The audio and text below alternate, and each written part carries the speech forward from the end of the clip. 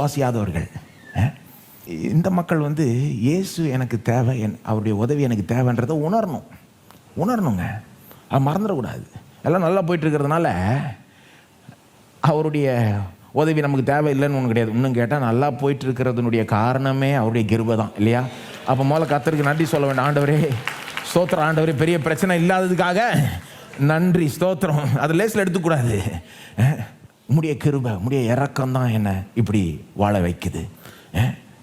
ஸ்தோத்திரம் ஆண்டவரே, நன்றி சொல்லணும். அது மட்டும் இல்லை, எந்த அளவுக்கு நாம் அவரை சார்ந்து இருக்கிறோன்றதை உணரணுங்க. கிறிஸ்தவர்கள் தான் அதிகமாக உணரணும். எந்த அளவுக்கு நாம் இயேசுவை, how much we depend on him or we should depend on him.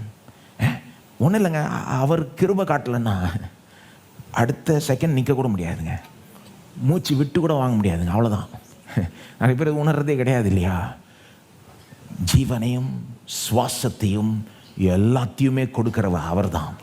அவருடைய உதவி இல்லைன்னா அடுத்த மூச்சு கூட முடியாது, அடுத்த பேச்சு முடியாது, ஒன்றுமே முடியாது.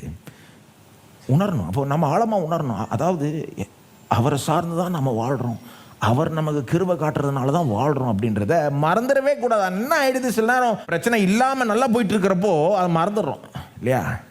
எத்தனை தடவை நானே செஞ்சுருக்கேன். நல்லா போயிட்டுருக்கப்போ ஜெபிக்கிறது சில நேரம் அது பரவாயில்ல, பண்ணலைன்னா கூட விட்டுறலாம் அப்படின்ற மாதிரி கண்டுக்காமல் விட்டுறது.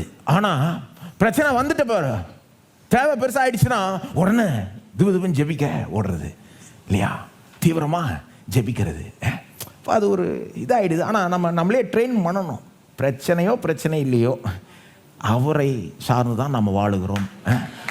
என் கரங்கள் அவரை நோக்கி நீட்டி இருக்கு. அவருடைய கிருபை தான் என்ன வாழ வைக்குதுன்னு உணர்ந்து தொடர்ந்து அந்த உணர்வோடு வாழணும். இயேசுவே சொன்னார், without me you can do nothing. என்னை அல்லாமல் நீங்கள் ஒன்றும் செய்ய கூடாது. யோவான் 15:5, இல்லையா? இயேசு நமக்கு தேவை, இயேசுடைய உதவி நமக்கு தேவைன்றதை உணரணும். பாருங்கள், இயேசுடைய உதவி எனக்கு தேவையோ இல்லையோ நான் இயேசுவை நம்பணும். ஆக்சுவலாக சொல்ல போனால் ஏன் நம்பணும்னா அவர் சத்தியங்க. சத்தியத்தை நம்ப வேண்டும். கரெக்டாக 2 + 2 = 4 நம்புறீங்களா? ஏன் நம்புறீங்க? அதுதான் சத்தியம், அது உண்மை. 2 + 2 = 4. இது உங்களுக்கு உதவியாக இருக்கிறவங்க மட்டும்தான் நம்புவீங்களா? கிடையாது, எப்போவுமே தான் நம்புவீங்க, இல்லையா? அப்போ சத்தியனாலே நம்பணும். அவரே வழியும் சத்தியமும் ஜீவனுமாய் இருக்கிறபடினால் அவரை நம்ப வேண்டும். இப்போ அவர் எனக்கு தேவையை சந்திப்பாரா இல்லையா, இதுக்கு அப்பாற்பட்டே அவரை நம்பணும் தான். ஆனால் ஜனங்க என்ன கேட்பாங்க, எனக்கு ப்ராக்டிக்கல் பெனிஃபிட் சொல்லுங்கள், அது சொன்னால் தான் நம்புவாங்க. அதான் பிரச்சனை.